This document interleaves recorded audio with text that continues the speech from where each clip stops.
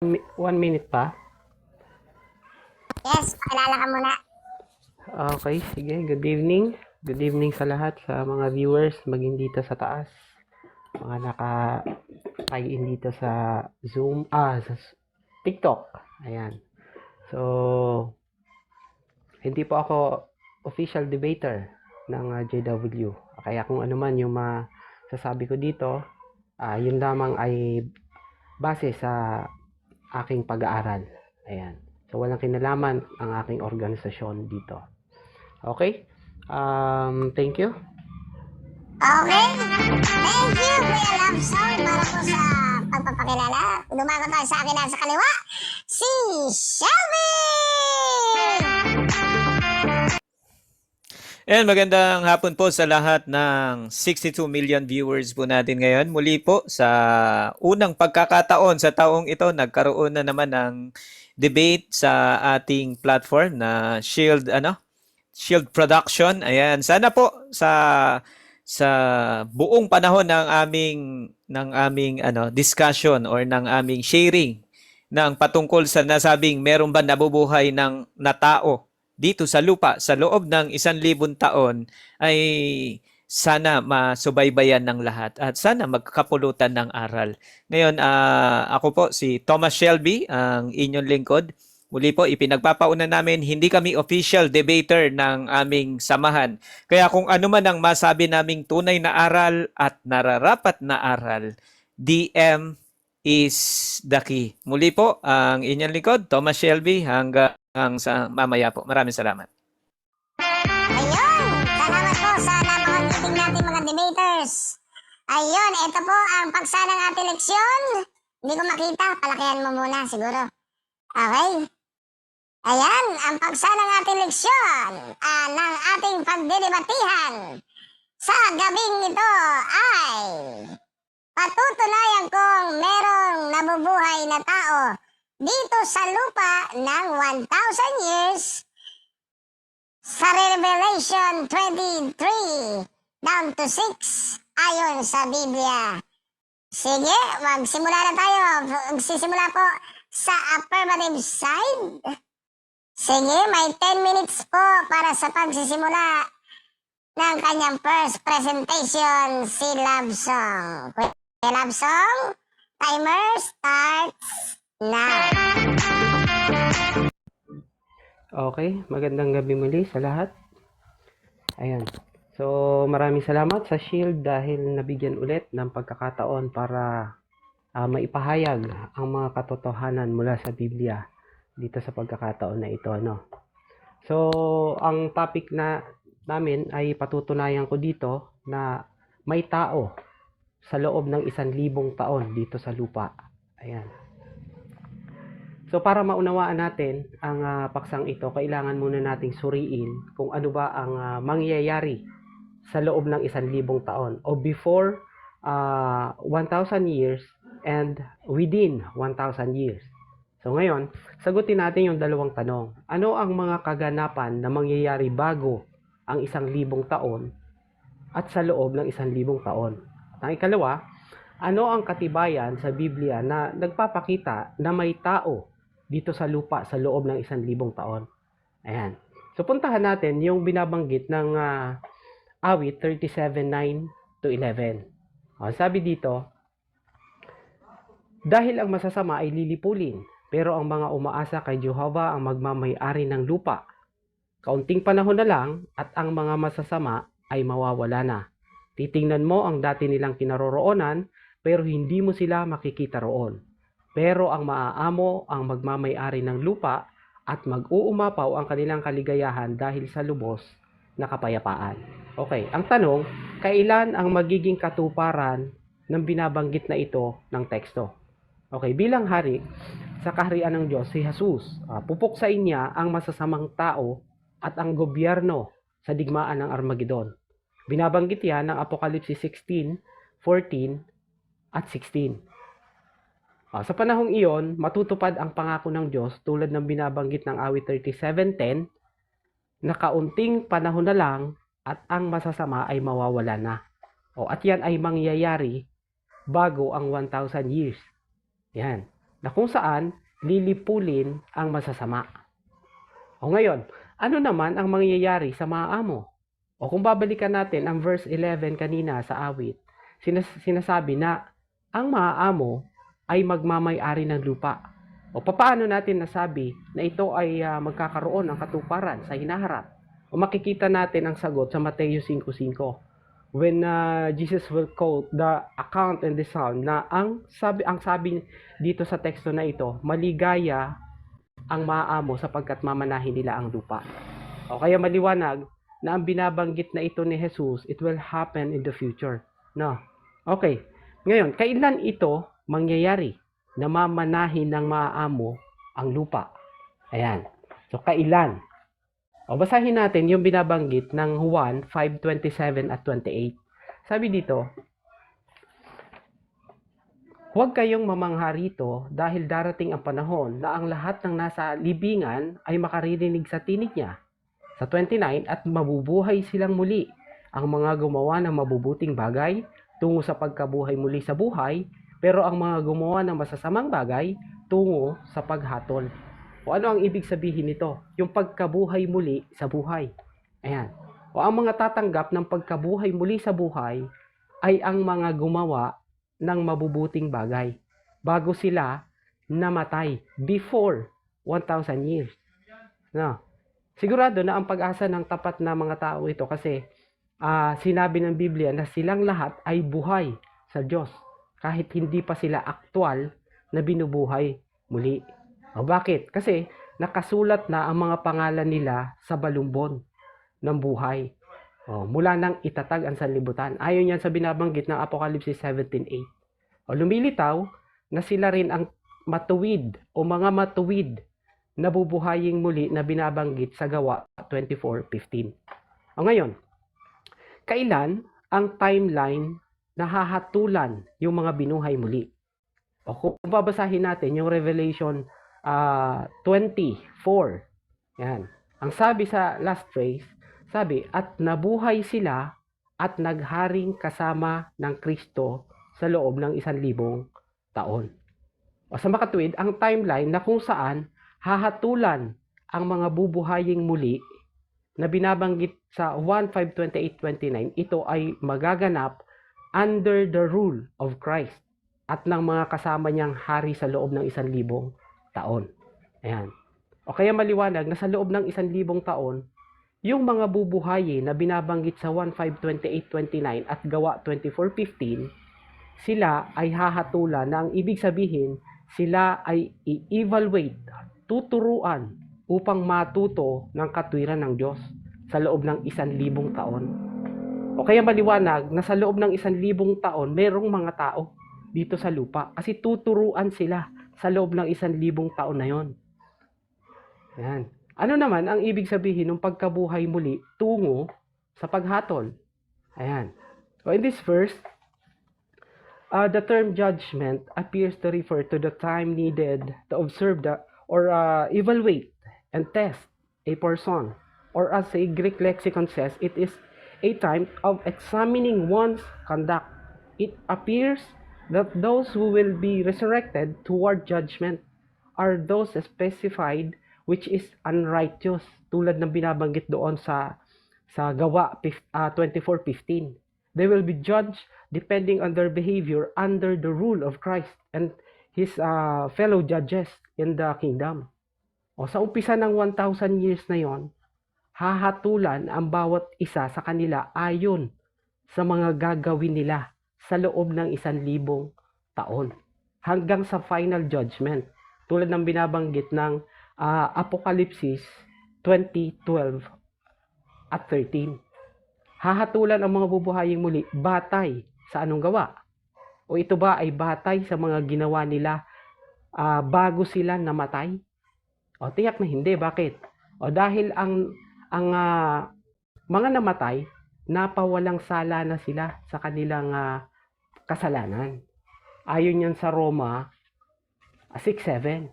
Kaya ang mga ginawa nila ay hindi tumutukoy sa mga ginawa nila bago sila namatay, kundi sa mga gagawin nila bago o bilang pagtugon doon sa pagtuturo sa kanila sa bagong sanlibutan o sa loob ng 1,000 taon. O kung sila ba ay maisusulat sa balumbo ng buhay o mananatili doon, lalo na ang mga binuhay muli na di matuwid.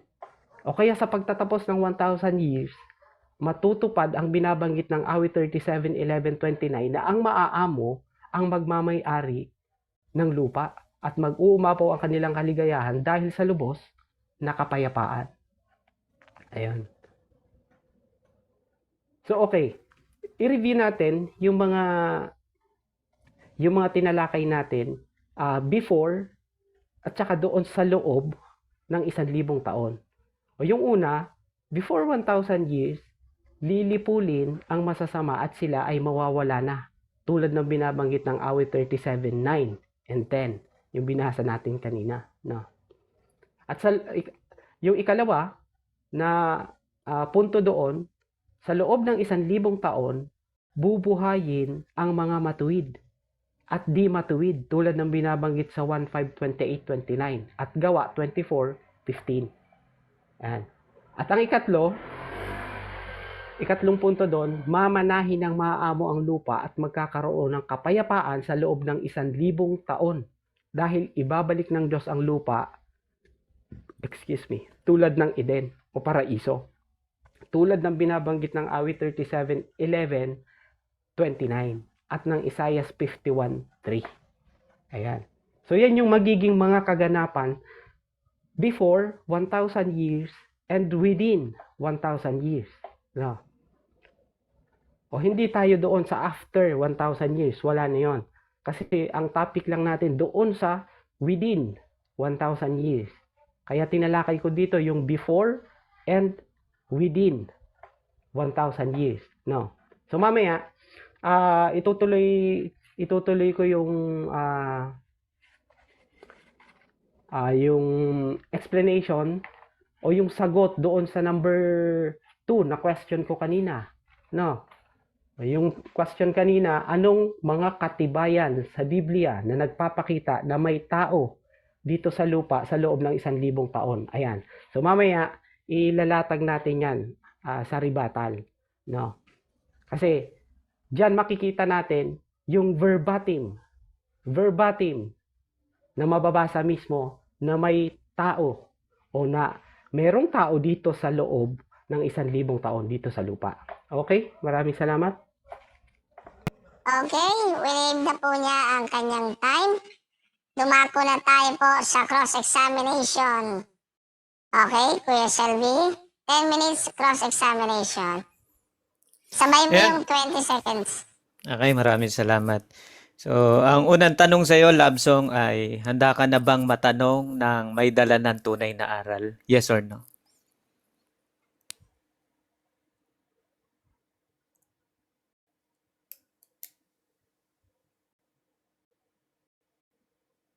Moderator's mukhang- time.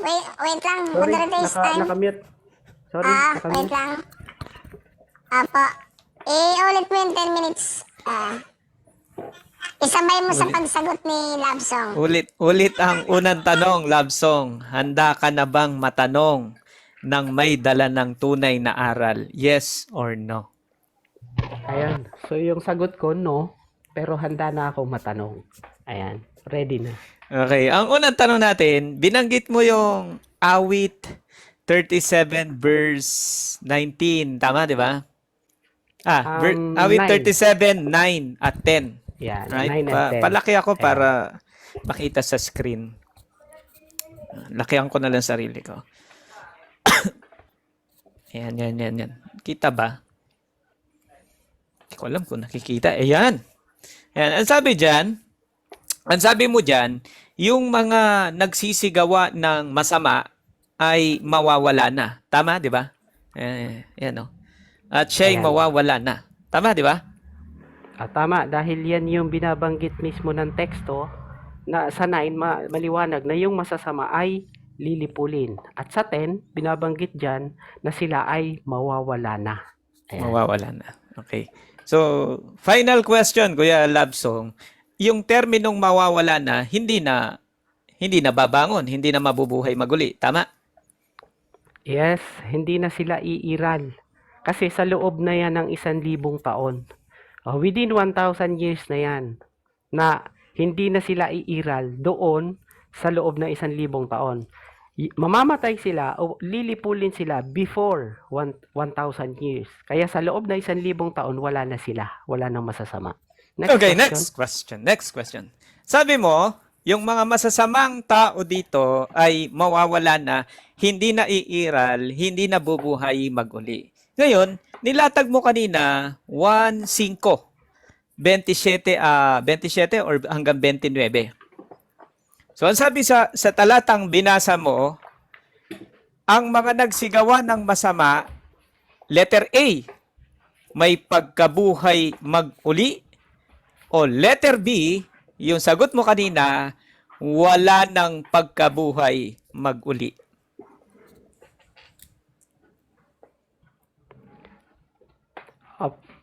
Pakiulit kasi ano siya. Ang sabi mo Hindi ko kanina, naintindihan yung tanong. ang sabi mo kanina ang sabi mo kanina doon sa Awit 37 verse 9, yung mga nagsigawa ng masama, ayan, masama, ay mawawala na. Tinanong kita kung mababuhay ba silang mag-uli. Ang sabi mo, hindi na. Iiral ba sila mag-uli? Sabi mo, hindi na. Ngayon, nilatag mo itong 1:5, 27 hanggang 29. Ang tanong ko sa iyo, sa talatang ito, yung nagsigawa ng masama, letter A, mabubuhay mag-uli, o letter B, na yung sagot mo, hindi na mabubuhay mag-uli. Ayan. A and B ang sagot ko dyan. Bakit? Kasi magkaibang senaryo yan. Yung sa awit 37, 9 to 11, mangyayari yan, tulad ng nabanggit ko kanina, sa loob ng 1,000 taon, hindi na sila bubuhayin muli. Kasi before 1,000 years yan. Itong dito, sa 29, yung binabanggit dyan, na doon yan sa loob yan ng 1,000 taon. Tayo na. Ayan. Next question.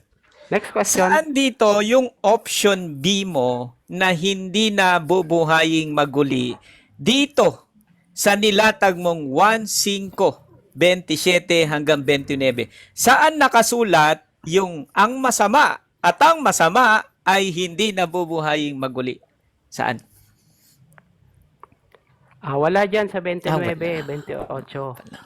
Wala dyan. Andoon sa awit 37, 9 to 11. Kaya nga sabi ko magkaibang senaryo yan. So wag mong pagsamahin yung awit 37 at 1, 5:27 hanggang 28. Magkaibang senaryo yan. Next question. Time po. Next question. Next question. Ang sabi mo, nasa sagot ay nasa awit 37 verse 9 to 11. Ngayon, dito sa 9 hanggang 11, meron bang nakasulat dito na yung mga masasama hindi na mabubuhay mag-uli? Meron o wala? Walang verbatim. Wala. Walang verbatim. Pero maliwanag dyan sa teksto. Sabi dyan sa 10, titignan mo sila pero hindi mo na sila makikita roon. Wala na. Hindi mo na nga makikita yung masasama eh. Kaya hindi na sila bubuhayin. Paano mo sila Next question. sasabihin na Next bubuhayin? Next question. Hindi mo na Kung makikita. walang Next question, nakasulat, please. kung walang nakasulat na yung masama ay hindi na mabubuhay mag-uli, tanong, sinong propeta ang nagturo sa'yo na hindi na mabubuhay mag-uli yung masama? Sino? Ayan, naandyan mismo sa teksto. Awit 37, 9 to 11. Implied. Objection, Hindi Your verbatim Honor, na Modulator. nakasulat, pero Yes. implied. What is your objection, Kuya Shelby? Ang objection natin, ang katanungan, napakasimple lang. Sino ang hinahanap natin ay karakter, propeta, o sino mang sinugo ng Diyos na nagturo na ang masama ay hindi na mabubuhay mag-uli? Sino po ang tanong? Okay, sagutin natin ang sino. Kung hindi kayang sagutin ang sino, ay pass. Okay, sasagutin ko. Si David ang sumulat mismo ng awit. Ayan, siya mismo ang nagsabi, sabi niya diyan, ang masama ay mawawala na. At hindi mo na sila makikita roon. Wala Time. na. Paano mo sila Next question. makikita? Next Saan question. sa sulat ni David na pagtuturo ni David ang masama ay hindi na mabubuhay maguli? Saan?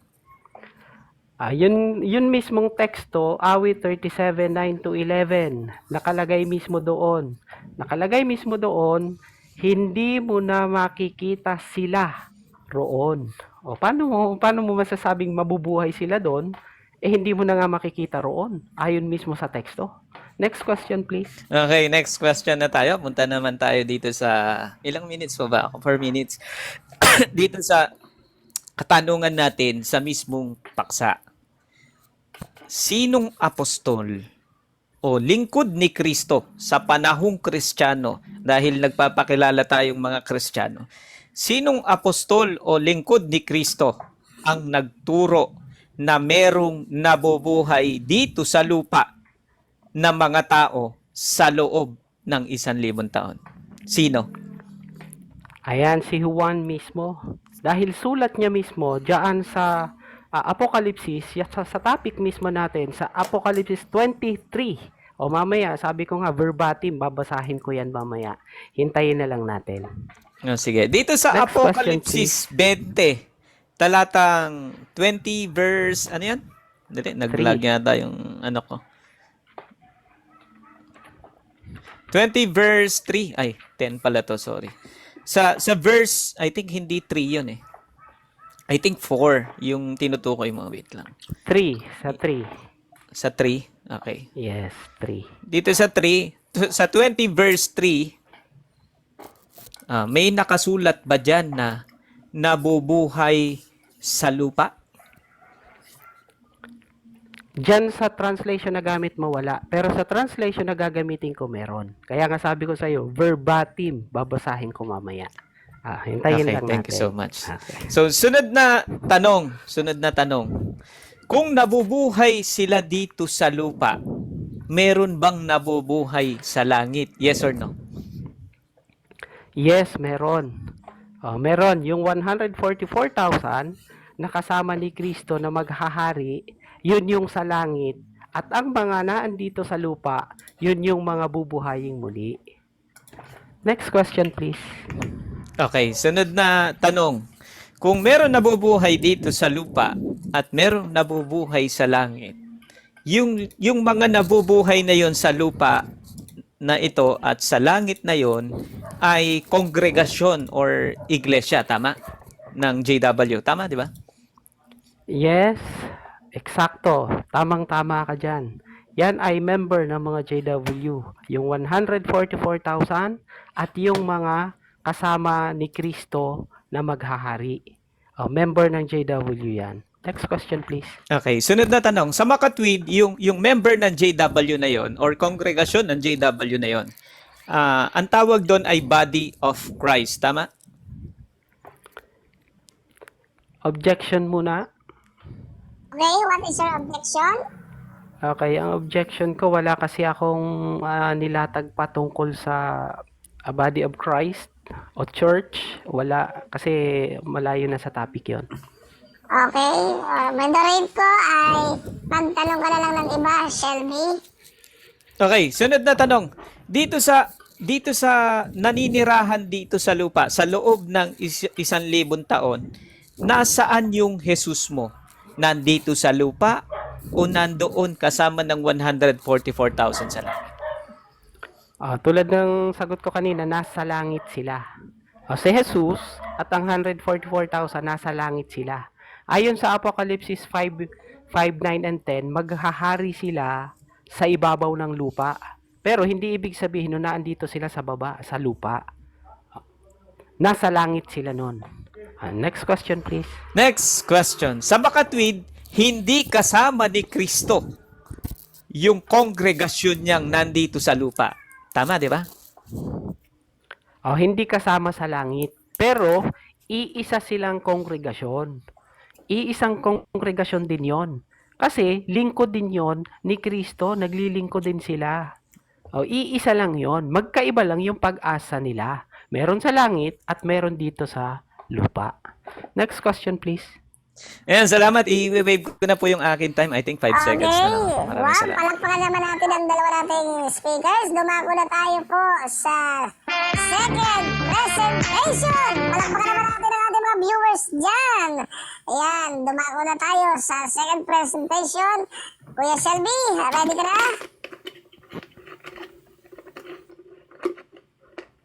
Ayan, kita ba? Pa-thumbs up lang po kung nakikita para ano. Kita ba? Ayan. Ayan, maraming salamat po sa mga 86 million viewers listening na right now at nananatiling 7 coins pa lang po kami. Pero bago natin simulan, ayan, muli babasahin natin yung paksa. Meron bang nabubuhay na tao dito sa lupa sa loob ng 1,000 taon batay sa Revelation 20 verse 3 to 6. Nagkamali lang siguro ako. 3 to 6 ang nakalagay. So bago natin sagutin yung katanungan na yan, marapat muna natin basahin yung talata. No? Ang sabi dito sa medyo may kalabuan eh. Ang sabi dito sa Apocalypse 20, talatang 4 at 6, at nakita ko ang mga luklukan at may mga nagsisiluklok sa mga ito. Sila'y pinagkalooban ng paghatol at nakita ko ang mga kaluluwa ng mga pinugutan ng ulo dahil sa patotoo ni Jesus at dahil sa salita ng Diyos, at ang mga hindi sumamba sa hayop o sa kanyang larawan man at hindi tumanggap ng tanda sa kanilang noo at sa kanilang kamay, at sila'y nangabuhay at nagsipagharing kasama ni Kristo sa loob ng 1,000 taon. Ang mga iba sa mga patay ay hindi nangabuhay hanggang sa naganapang 1,000 taon. Ito ang unang pagkabuhay na maguli. Mapalad at banal ang mga nakalakip or makalakip sa unang pagkabuhay na maguli. Sa mga ito'y walang kapangyarihan ng ikalawang kamatayan, kundi sila'y magiging mga saserdote ng Diyos at ni Kristo at maghaharing kasama niya sa loob ng 1,000 taon. Batay sa nabasa natin na paksa doon sa nakapaloob sa ating paksa, may binabanggit na maghaharing kasama si Kristo sa loob ng 1,000 taon. Yung mga naghahari bang yon, nandito ba sila sa lupa? Yun ang magiging katanungan natin. Kaya bumuo tayo ng paksa na meron bang taong nabubuhay dito sa loob ng 1,000 taon. Pero bago natin masagot yung katanungan natin na meron ba talagang taong nabubuhay dito sa lupa, puntahan muna natin yung mga ibang katanungan ng mga pointers natin para malaman natin na talagang tiyak na meron o walang nabubuhay dito sa lupa. Ang unang magiging tanong natin, totoo ba yung tinatawag nilang second coming of Christ? At pangalawa, ano ang kaganapan sa ikalawang pagparito ng Panginoong Hesus? Ano naman ang mangyayari sa lupang ito sa araw ng paghuhukom? Kasama na dyan ang apalit, yung lupa, kasama dyan ang Brazil, kasama dyan ang mga nangangaral na may pitik, may pilantek, no? May pagkabaklush. Ano mangyayari sa kanila? No? Di ba? Yung mga, at ano ang sasapitin ng mga taong ganon? Ayan, na hindi sumunod sa Diyos at hindi tumalima sa Ebanghelyo. Muli po, ipinagpapauna namin, hindi kami gagawa ng kwentong barbero at hindi kami magkakati ng ulo namin makakakuha ng sagot. Saan ang ating pinakabatayan? Sa banal na kasulatan. Ngayon, ang unang katanungan natin, totoo ba yung tinatawag nilang second coming of Christ? Muli po, hindi kami ang sasagot.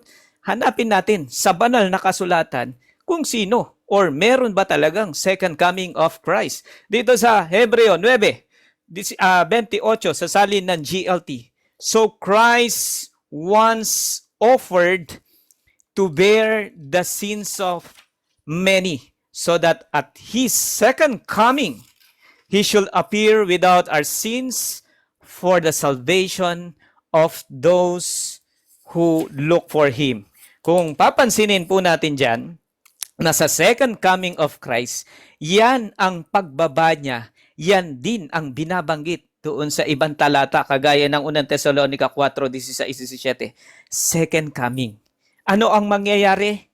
Ang sabi sa talata, ibibigay kaagad yung for the salvation, yung kaligtasan sa mga naghihintay sa Panginoong Hesus Kristo.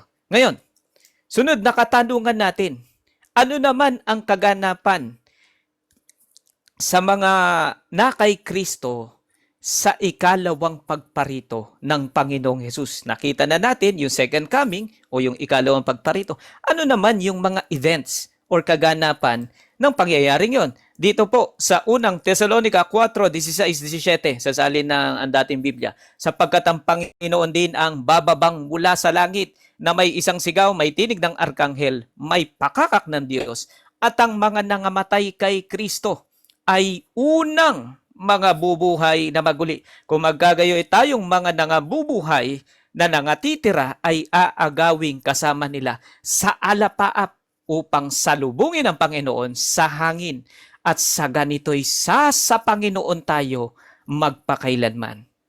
Ito yung termino ng Biblia na binanggit. Ang sabi, ang nasa alapaap ay nasa alapaap sapagkat sa pagdating o sa pagbaba ng Panginoong Hesus. Sabi sa talata, ang Panginoong Hesus ay bababang mula sa langit, ang mga nangamatay kay Kristo, yan yung binabanggit sa Mateo 16:18, at ang mga unang tao ng Diyos ay yan yung dinatnang patay, ay una silang mabubuhay. Kaya yan ang mga kaganapan sa ikalawang pagparito. Bubuhayin yung mga Iglesia ni Kristo, or sabihin natin kay Kristo, at yung mga unang tao na lingkod ng Diyos. Ngayon, puntahan natin ang sunod na katanungan natin. Ano ang mangyayari dito sa lupa sa araw ng paghuhukom? Isama na natin yan, yung sa apalit na yan. Isama na natin yung sa Brazil. Isama na natin yung mga mekos-mekos na, ay, nawala yata si Love Song. Ay, andito. Sorry. Isama na natin yung mga iba ba dyan, at ang mga nangangaral, yung mga mangangaral na may kaunting pilantik ba? Isama na yan. Ito yung kasagutan ng Biblia. Ikalawang Pedro 3:7 at 10. Ngunit sa sangkalangitan ngayon at ang lupa at sa pamamagitan ng gayon din salita ay iningatan talaga sa apoy na itinataan sa araw ng paghuhukom at ng paglipol sa mga taong masama. Datapot darating ang araw ng Panginoon na gaya ng magnanakaw, na ang sangkalangitan sa araw na yan ay mapaparam, nakasabay ng malaking ugong, at ang mga bagay sa langit ay mapupugnaw sa matinding init, at ang lupa at ang mga gawang nasa lupa ay pawang masusunog. Ano yung mangyayari dito sa binabanggit sa ikalawang Thessalonica 1, ano yan? Aklat ng Pedro? Ikalawang Pedro 3:7 at 10, ito yung sinasabi ng Biblia na yung lupa at ang mga gawang nasa lupa masusunog. Pati yung mga bahagi ng kalangitan ay masusunog. Ito din yung sinasabi ng Biblia. Kaya tama ang aral ng Iglesia ni Kristo na sa pagbaba ng Panginoong Hesukristo, talagang masusunog itong lupa. At lahat ng hindi maliligtas, yan ang sinasabi ng Biblia na darating ang araw ng Panginoon na gaya ng magnanakaw. Kaya yung pagdating ng Panginoong Hesukristo, halimbawa, hypothetically, sabihin natin ito yung araw ngayon, halimbawa, araw ngayon ng paghuhukom. Sa mismong araw na ito, mapupugnaw ang lupang ito, lahat ng natatanaw sa kalangitan, at on the spot, magbibilang ng 1,000 taon. Ngayon, nasagot ba yung katanungan natin? Meron bang nabubuhay dito sa lupa? Ang sabi sa talata, ang mga gawang nasa lupa ay pawang masusunog. Sa makatuwid, sa pagbaba ng Panginoong Hesukristo, ay pawang pagsunog sa lupa at sa langit. At lahat, hindi kasama ang JW dyan, lahat ng taong masama at yaong taong maliligtas, na patay na mabubuhay, maliligtas, darat ng buhay, sasama sila na sasalubong sa Panginoong Hesukristo sa alapaap. At mula dyan, kung tawagin ng Biblia na unang pagkabuhay mag-uli, yan din ang pagbilang ng 1,000 taon. Ngayon, dako pa tayo. Meron pa tayong 1 minuto. Ano pa ang mangyayari? Ang sabi diyan sa Zephaniah 1:14-18, dakilang kaarawan ng Panginoon ay malapit na. Ano yung malapit na? Anong magaganap diyan? Ang sabi sa talata, yung makapangyarihang tao roon, kagaya ng mga JW, makapangyarihan daw sila, sumisigaw roon ng kalagim-lagim. Ano yung mangyayari sa mga bahay na itinayo ng JW? Ang buong lupain ay masusupok. Kasama lahat ba ng tao? Meron ba matitira? Ang sabi diyan sa talata, sapagkat wawakasan niya, oo, isang kakilakilabot na wakas, nilang lahat na nagsisitahan sa lupain. Walang natira. Maraming salamat po sa pakikinig sa Tunay na Aral. Okay, ayun. Tapos na po ang second presentation. Ang first presentation ni Shelby. Dumago na tayo sa cross examination sa pagitan ni Lamsong at Shelby. Si Kuya Lamsong, go. Okay. First question. Ayan. So, ginamit mo yung ikalawang Tesalonica 4:16-17. Yun bang mga nasa alapaap dyan na binabanggit na sasalubungin si Jesus? Yan ba ay nasa langit o nasa lupa? Nasa earth? Yung mga nangamatay kay Kristo? Yun ba yung tanong mo? Yes. Yes. Yung binabanggit yan na sasalubungin sa alapaap. Nasaan yan?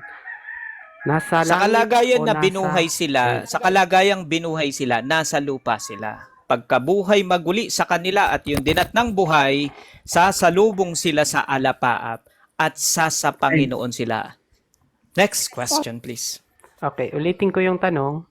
Yun bang mga binuhay muli na ay yung mga buhay na aabutan ni Kristo na sasalubong sa alapaap, yan ba ay nasa earth o nasa langit? Nasa lupa yan nung binuhay. Ngayon, nung sumalubong sila sa alapaap, ang sabi sa talata, sa Panginoon tayo magpakailanman. Anong katumbas nun?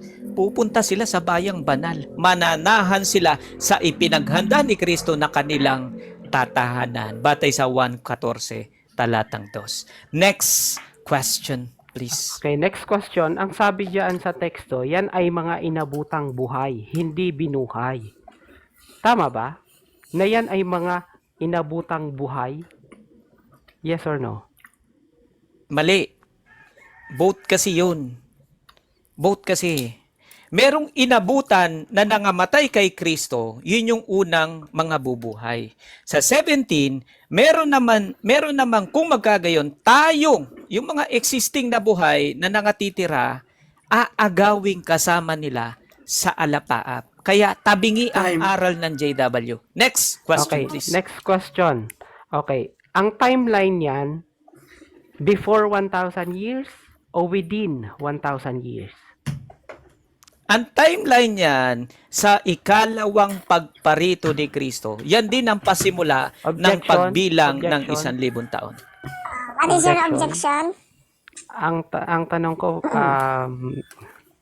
categorical yung tanong. Makiulit na. Before 1,000 years o within 1,000 years? Mamimili mo na siya. Kuya Shelby? Sorry, hindi ko Sige. narinig yung hulihan eh. Before 1,000 years. So bago magkaroon ng 1,000 taon, bababa ang Panginoong Hesus Kristo at ang kaganapan ay yan. Pagkababa ng Panginoong Hesus Kristo, bibilang ng 1,000 taon. Next question, Okay. please. Iwanan na kita dyan. Okay. Sa talata 3 ng Apocalypse 20, within 1,000 years na nakakulong si Satanas, can Satan trick the people or yes or no? Hindi ko nabasa yung wait lang, wala sa presentation ko eh. Pero babasahin natin, wala namang problema. Pakiulit na lang ang tanong mo. Yung timer dapat naka ano yun kung babasahin. Dapat naka hinto. O, kasi ano siya eh. Okay. Ano yung tanong? O, ang tanong ko doon sa 3, Ulitin mo habang yung tanong. habang nakakulong si Satanas, maililigaw niya ba ang mga tao? Yes or no? No, kasi wala naman taong nabubuhay dito sa lupa sa loob ng 1,000 taon. Yan ang katumbas din ng iginapos sa loob ng 1,000 taon si Satanas kasi wala siyang matadaya. Wala nga ngani na tao. Wala din yung lupa mismo. Sunog man, tostado man ang lupang ito. Kaya hindi matitirhan. Next question please. Okay, next question. Ang nakalagay ba dyan sa talata 3, walang tao o anong nakalagay dyan? Walang tao na madadaya o hindi madadaya? Yang nakalagay dyan, huwag nang magdaya sa mga bansa. Walang binanggit na tao o meron tao o walang tao. Ang sabi dyan, huwag nang magdaya. Ikaw lang yung nag-i-interpret or nag-i-include na merong tao dito sa tres. Wala nga tao dyan eh. Bubuhayin pa lang Okay. yung mga tao dyan. Next question, please. Next question. Sang-ayon ka ba na ang tinutukoy ng mga bansa sa Revelation 23 ay tao dito sa lupa, sa kabuuan? Yes or no?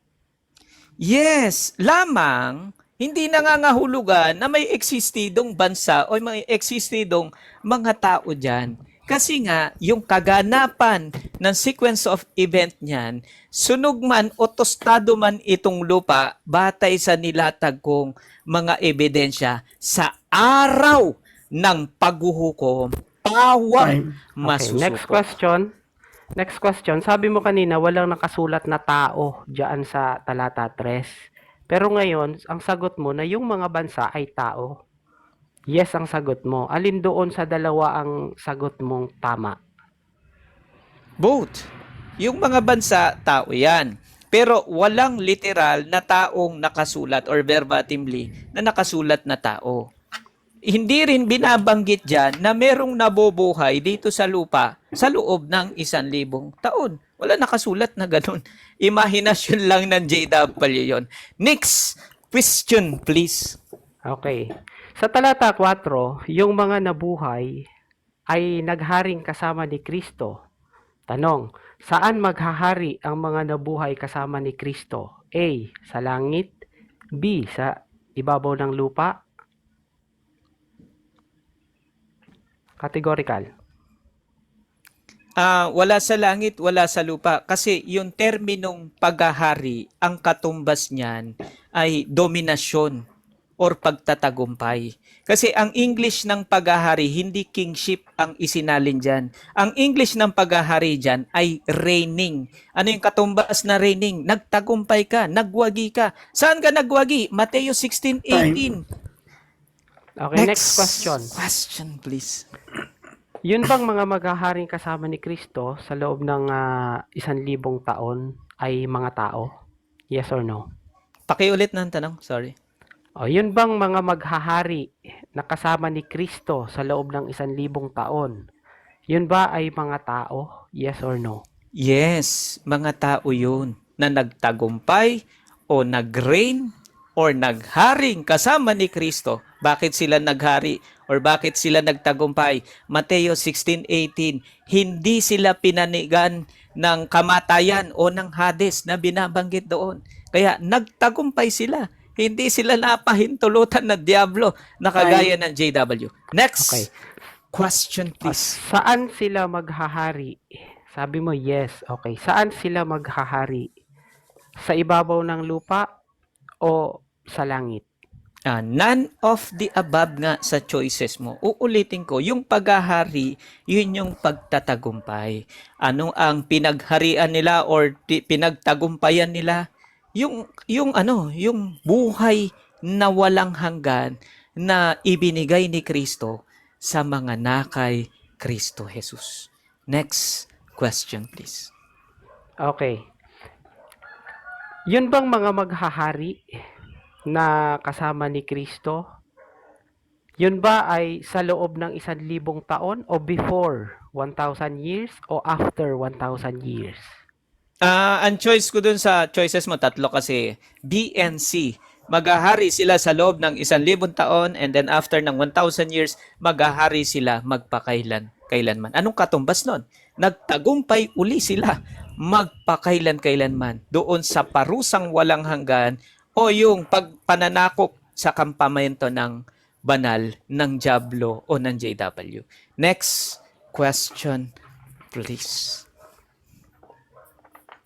Ayan. So sa verse 3, yun bang mga bansa na binabanggit diyan, confirmation lang, yan ba ay mga tao? Yes or no? Yung mga bansa, yes, kalipunan niya ng mga tao, pero walang tao na binabanggit sa tres. Ang sabi diyan, siya'y ibinulid sa kalaliman at sinarhan at tinatakan ito sa ibabaw niya upang huwag nang magdaya sa mga bansa hanggang sa maganap ang 1,000 taon. Walang existing Time. na bansa diyan Okay. sa talatang Next question. yan. Next question, please. May mababasa ba sa Biblia na mga tao dito sa lupa ang hindi maililigaw sa loob ng 1,000 taon? Meron bang mababasa? Yes or no? Ano yan? Paulit? Meron bang nabubuhay? May mababasa ba sa Biblia na mga tao dito sa lupa ang hindi maililigaw sa loob ng 1,000 taon? Yes or no? Hindi ko mag-gets yung tanong mo. Paulit? Oo, no. Ulit. May mababasa ba na salin sa yung Biblia? tinatanong? Ayan. Did you mean salin Ayan. translation? Sa Biblia, kahit anong Mhm. translation, basta sa Biblia, may mababasa ba sa Biblia na mga tao dito sa lupa ang hindi maililigaw sa loob ng 1,000 taon? Yes or no? Baka, hindi ako sure. Baka salin nyo yun. Pero wala dun yung point eh. Ang pinaka-point ng argument natin, Labsong, Objection. What is your objection? May categorical question ako. Kailangan niya sagutin ng categorical. Yes or no ang categorical. ang may sagot ko mababasa nga, ba? hindi ako sure kung merong kasalin o wala. Kasi hindi yan ang pinaka-main point, Labsong, ng usapan. So wala doon sa dalawa ang Yes, ano mo. none of the above ang sagot ko. Hindi ako sure kung meron ka-translation o wala. Na yung mga bansa, pinalitan mong mga tao. Hindi tayo sure kung meron. Pero Okay. ang pinaka-point, hindi yan ang point of argument. Ang pinaka-point of argument na pinag-uusapan natin, meron bang nabubuhay? Hindi meron bang dadayain yung Diablo? Hindi yan ang point. Next question, please. Sige, next question. Okay.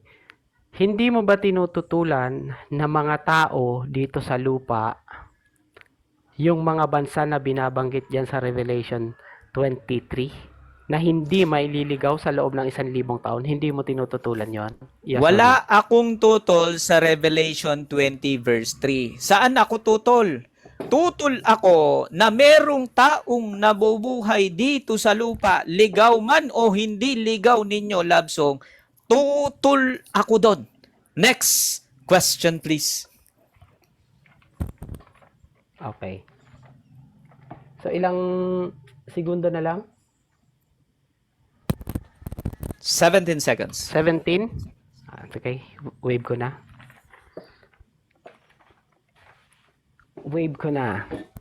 Okay. Okay, wave na po niya. Dumako na tayo sa presentation. Okay, kamusta po ang ating mga viewers dyan? Habang nagre-ready ng presentation si Love Song ay kaway-kaway